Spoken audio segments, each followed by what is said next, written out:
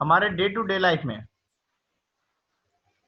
PH in our digestive system, ये पहला application है पीएच। क्या ये एप्लीकेशन जरा समझते हैं। एक्चुअली हमारे स्टमक में हाइड्रोक्लोरिक एसिड का प्रोडक्शन होता है डाइजेशन के लिए, जिसका पीएच 1.4 होता है। 1.4 पीएच का हाइड्रोक्लोरिक एसिड हमारी बॉडी के अंदर स्टमक में प्रोड्यूस होती है, जो डाइजेशन में हेल्प करती है। 1.4 पीएच ये एक डेफिनेट वैल्यू, ये ऑलमोस्ट फिक्स वैल्यू है कि एक ह्यूमन बॉडी में, हेल्दी ह्यूमन बॉडी में 1.4 पीएच का हाइड्रोक्लोरिक एसिड स्टमक में बनेगा। अगर मान लीजिए कभी किसी रीजन से ओवर ईटिंग की प्रॉब्लम या किसी भी वजह से ज्यादा एसिड अगर हमारे स्टमक में प्रोड्यूस हो गया, तो वही एसिडिटी की प्रॉब्लम होती है।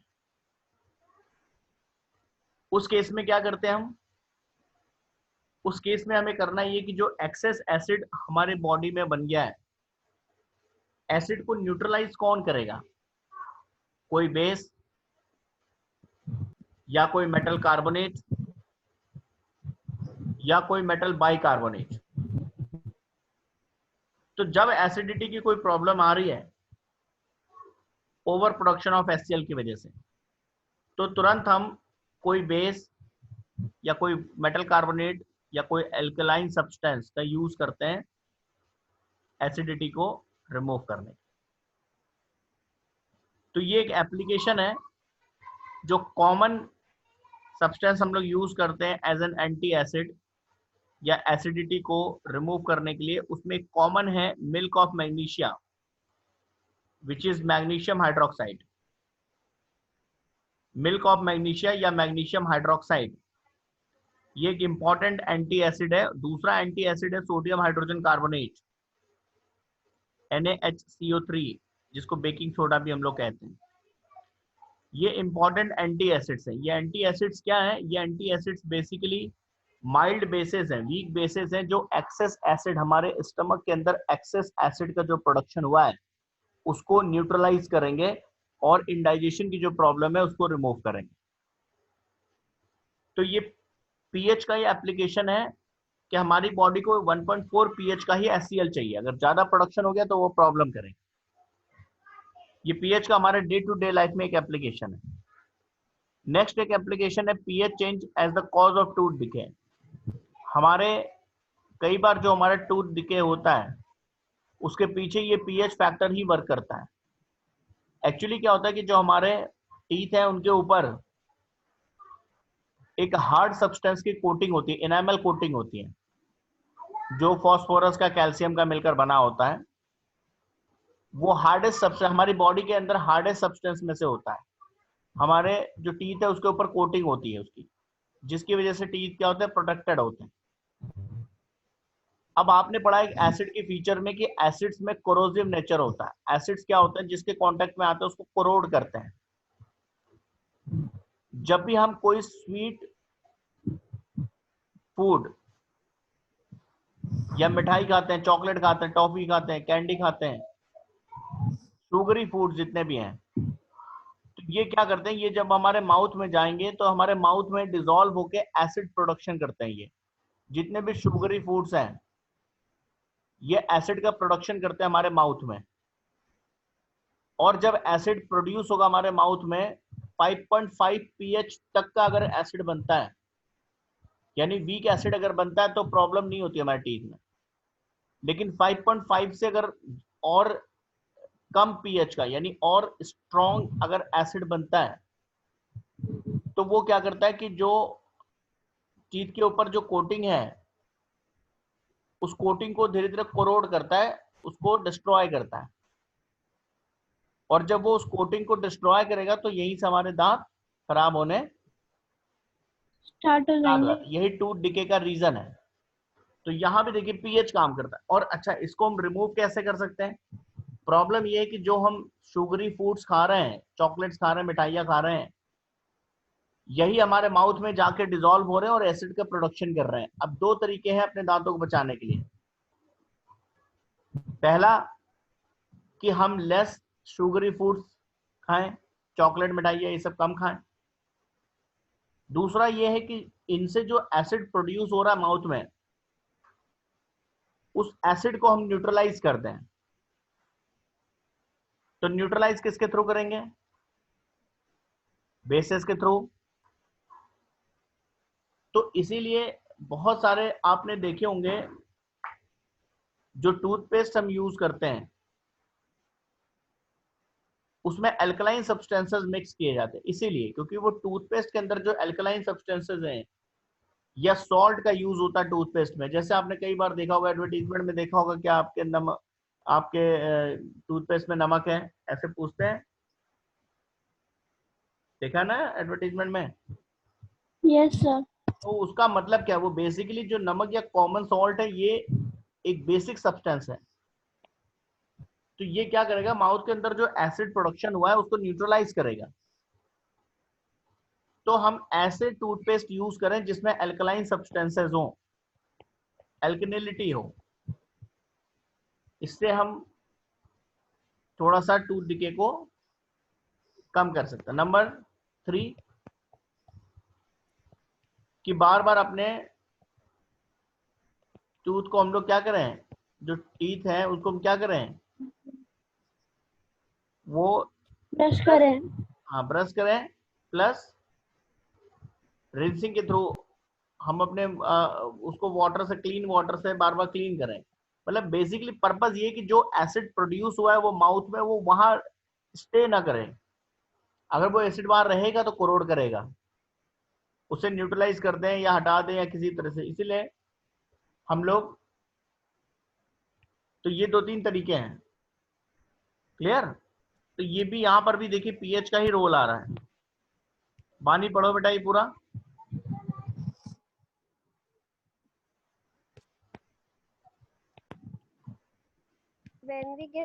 When we eat food containing sugar, then the bacteria present in the mouth dissociates the sugar to form acids, such as lactic acid, which lower the pH in the mouth. And when pH becomes less than 5.5, tooth decay starts, because at this stage the acid in the phosphate, the hardest material in the body, The and acid in the coordinate it mouth becomes strong enough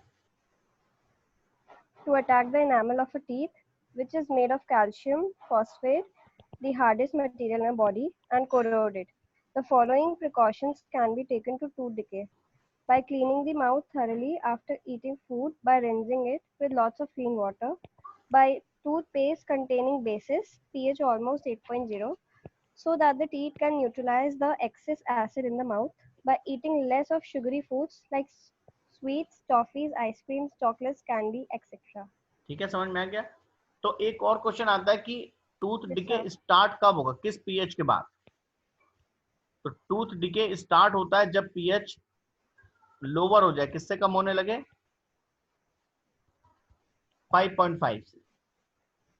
इस pH से कम जब pH होगा, देखिए यहां तक 7 से नीचे कोई भी पीएच है तो वो एसिडिक है, लेकिन 7 से और 5.5 तक अगर पीएच है तो मतलब वो वीक एसिड है। तो वीक एसिड के प्रोडक्शन में कोई प्रॉब्लम नहीं, क्योंकि वो जो कोटिंग है टीथ के ऊपर वो इतनी जल्दी अफेक्ट नहीं होती है, उसका कोरोजन नहीं होगा। लेकिन 5.5 से अगर पीएच कम होगा, आप कोई ऐसी चीज खाते हैं जिसमें स्ट्रॉन्ग थोड़ा सा एसिड बनता है 5.5 से लेस पीएच वाला, तब टूथ डिके स्टार्ट होने लगेगा, कोरोजन होने लगेगा। ठीक है? तो टूथ डिके स्टार्ट कब होगा? जब पीएच 5.5 से कम होने लगे माउथ के कम अंदर। होगा।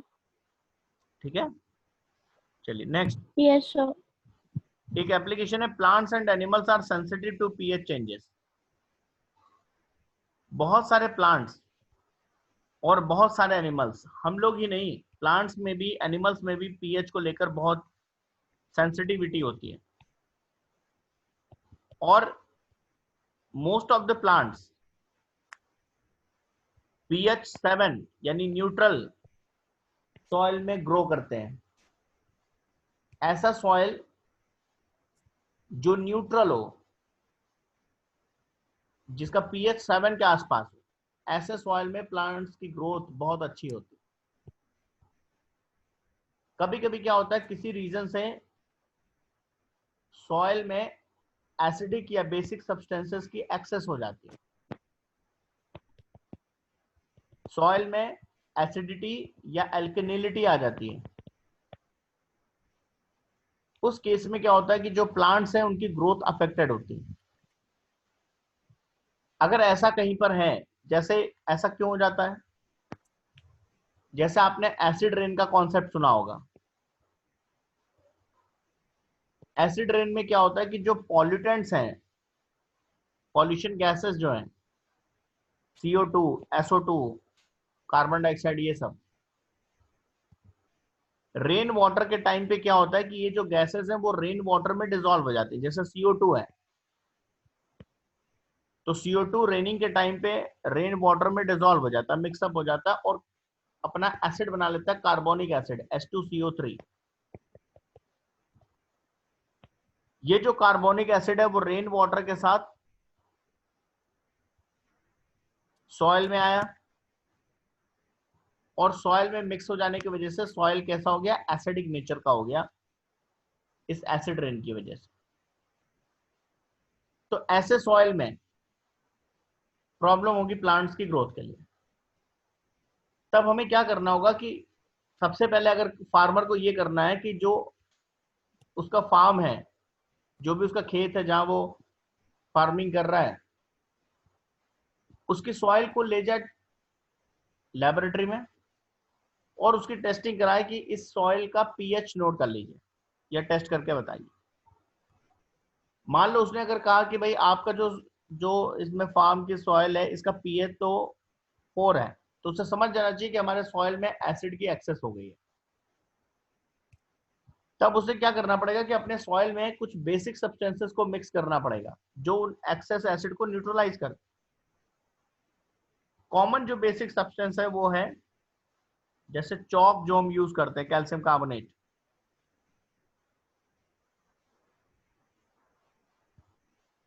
लाइमस्टोन, कैल्शियम ऑक्साइड, ये सब कॉमन बेसिस हैं।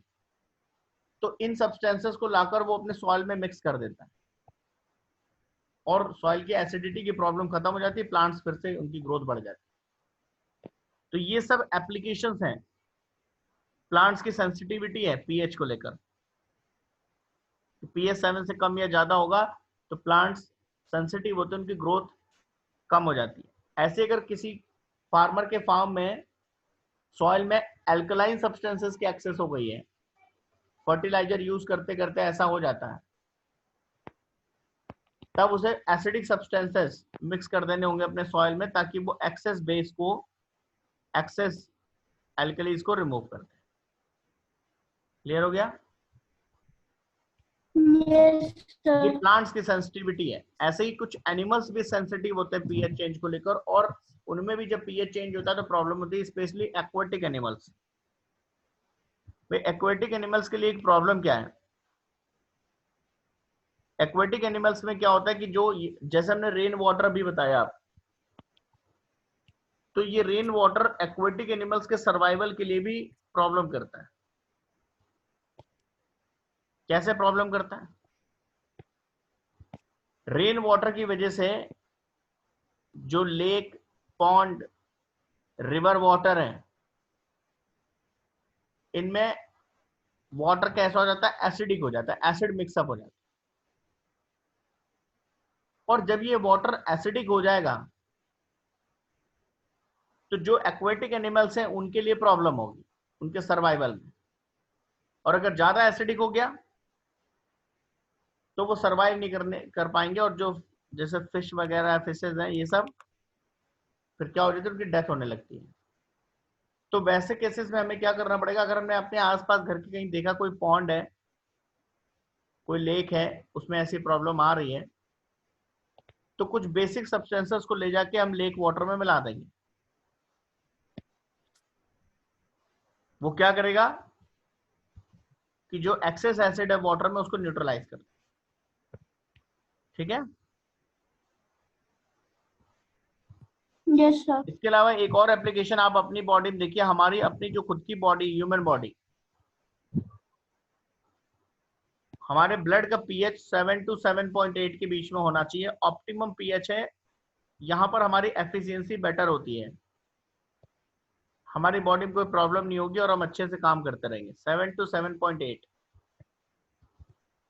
इस पीएच रेंज के कम या ज्यादा अगर पीएच है, मान लो कोई पर्सन है, उसकी बॉडी का ब्लड जो है उसका पीएच 9 है, या किसी के लिए पीएच की वैल्यू 6 है, 7 से 7.8 इस रेंज के बाहर है, कम है, ज्यादा है, तो उसे प्रॉब्लम होती है। तो जो ऑप्टिमम पीएच हमारे अपने लिए है वो 7 to 7.8, यानी हमारा ह्यूमन ब्लड कैसा है, एल्कलाइन होता है थोड़ा सा, है ना। Yes, क्लियर हो sir. गया? एक्वेटिक एनिमल्स के लिए क्लियर हो गया? Yes, sir. एक्वेटिक एनिमल्स में जब रेन, एसिड रेन होता है, एसिड रेन का पीएच एक्चुअली 5.6 के आसपास होता है, तो ठीक ठाक एसिडिक होता ही है। इस एसिड रेन के केस में लेक वाटर या पॉन्ड वाटर जो होता है वो एसिडिक हो जाता है, और ये प्रॉब्लम करता है एक्वेटिक एनिमल्स के लिए। इसको प्रिवेंट करने के लिए करना क्या है? In order to prevent the aquatic animals in the lake being killed, calcium carbonate is often added to the acidic lake water to neutralize. Generally क्या होता है, कैल्शियम कार्बोनेट हम लोग उस लेक वाटर में मिला देते हैं। कोई भी बेसिक सब्सटेंस आपको थोड़ा सा मिला देना है जो एक्सेस एसिड को न्यूट्रलाइज करते हैं। नेक्स्ट, वीनस जो प्लेनेट है, वीनस, यहां पर लाइफ सरवाइव नहीं कर पाती, पॉसिबल नहीं। उसका भी रीजन यहां पर पीएच से ही है। वीनस प्लैनेट के चारों ओर H2SO4 सल्फ्यूरिक एसिड, इसके वेपर्स का क्लाउड है पूरा, और आपको पता है एसिड कोरोसिव होता है। इस प्लैनेट पे ही पूरा, इस प्लैनेट के एटमॉस्फेयर में ही सल्फ्यूरिक एसिड है, और वो भी थिक फॉर्म में, थिक लेयर है। तो ऐसे एटमॉस्फेयर में लाइफ एग्जिस्ट नहीं कर पाएगा। तो ये भी एक पीएच का एप्लीकेशन है। नेक्स्ट, एक और इंपॉर्टेंट एप्लीकेशन है self defence by animals and plants through chemical warfare. Nature ने क्या किया कि बहुत सारे ऐसे एनिमल्स हैं और छोटे छोटे, और बहुत सारे ऐसे प्लांट्स हैं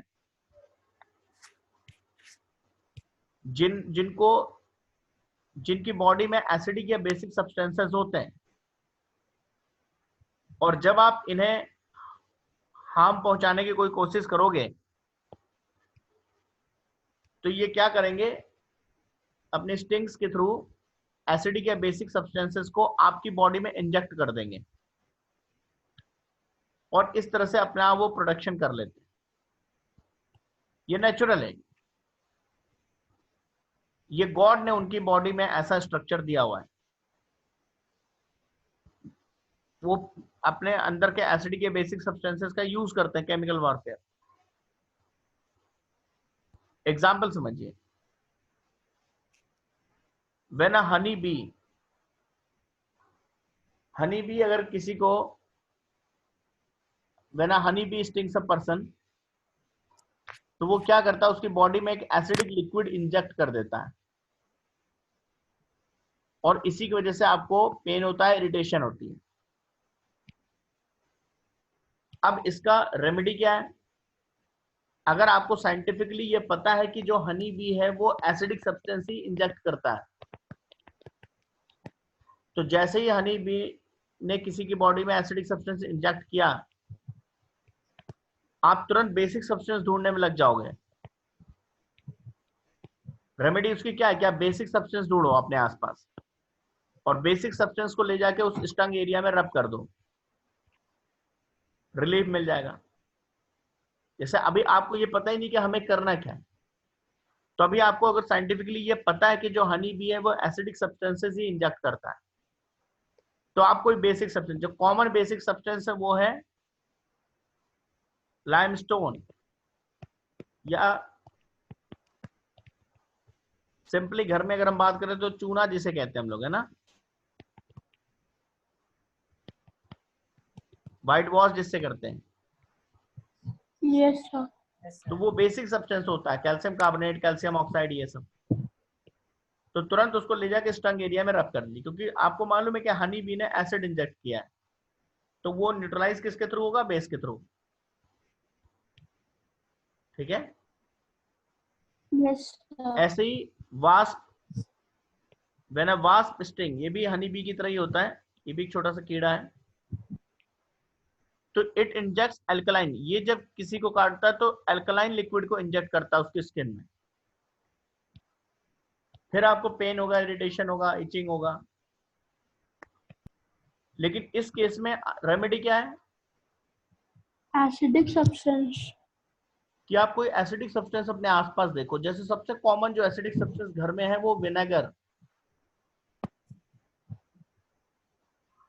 विनेगर एक एसिडिक सब्सटेंस है, इसको ले जाके उस स्टंग एरिया में रब कर दो, उसका इफेक्ट खत्म होने लगे। ठीक है। Yes, sir. ऐसे ही रेड एंट, रेड एंट ये तो कॉमन है, ये तो सबके घर में देखा होगा आपने, चींटियां Yes, जो sir. होती हैं, Yes, sir. ये अगर स्टिंग करती है, ये अगर काटती हैं तो मिथेनोइक एसिड आपकी बॉडी में इंजेक्ट कर देती है। When an ant injects sting, it injects methanoic acid into the skin of person.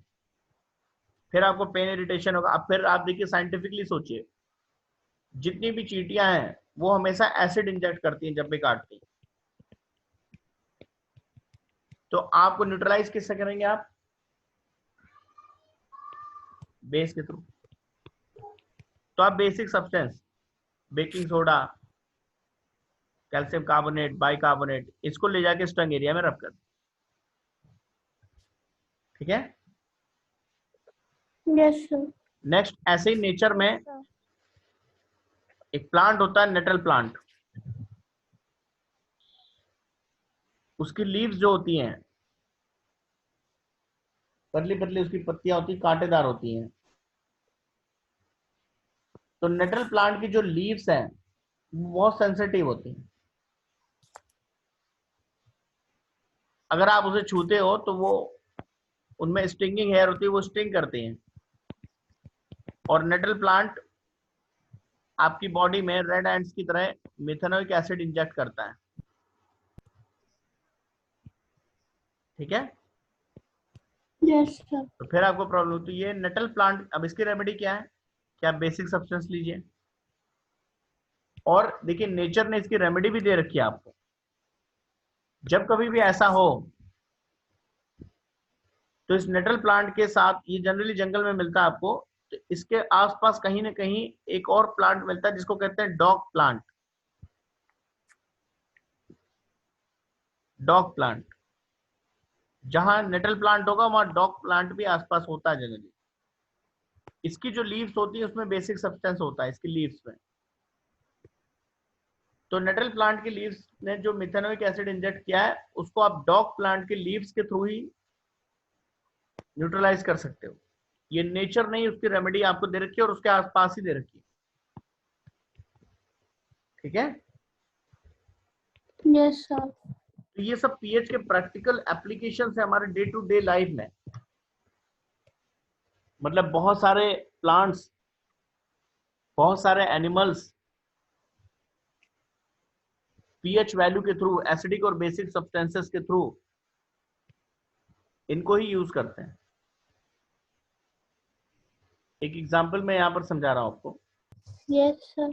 ये क्या है? चींटी. हाँ चींटी है, रेड एंट है, ब्लैक एंट। ये वास्प, ये हो गया हनी बी। ठीक है। तो ये Yes, sir. नेचर ने इनको एसिड या बेस दे रखा है कि आप अपना प्रोटेक्शन कर सकते हैं। ठीक। ऐसे देखिए यहाँ पर ये नेटल प्लांट, ये है नेटल प्लांट, आपके आसपास कहीं दिखेगा तो आप समझ जाएंगे। ये है नेटल प्लांट, देख रहे हो उसकी पत्तियां कैसे हैं, लीव्स कैसी हैं इसकी। Yes, और sir. इसकी जो ये इसमें ये एक एसिडिक सब्सटेंस इंजेक्ट करेगा आपकी बॉडी में। और इसकी रेमेडी ये है डॉग प्लांट। ठीक ठीक है, अगर कभी हमने इसलिए आपको डायग्राम दिखा दिया, कभी अगर आपको कहीं पर जंगल में ये सब प्लांट्स दिख जाते हैं तो आप पहचान लोगे। ये डॉग प्लांट है, इसकी जो लीव्स हैं इसको यूज करते हैं नेटल प्लांट में। अगर मान लो आपने नेटल प्लांट को छू लिया, उससे आपको उसने एसिडिक सब्सटेंस इंजेक्ट कर दिया आपकी बॉडी में, तो रेमेडी के लिए आप इसको डॉग प्लांट का यूज करते हैं, इसकी लीव्स। ठीक है, Yes, sir. तो ये एप्लीकेशंस है डे टू डे लाइफ में हमारे पीएच। नेक्स्ट टॉपिक हमारा एसिड बेस इंडिकेटर। ये हम लोग नेक्स्ट क्लास में डिस्कस करेंगे। ठीक है। Okay,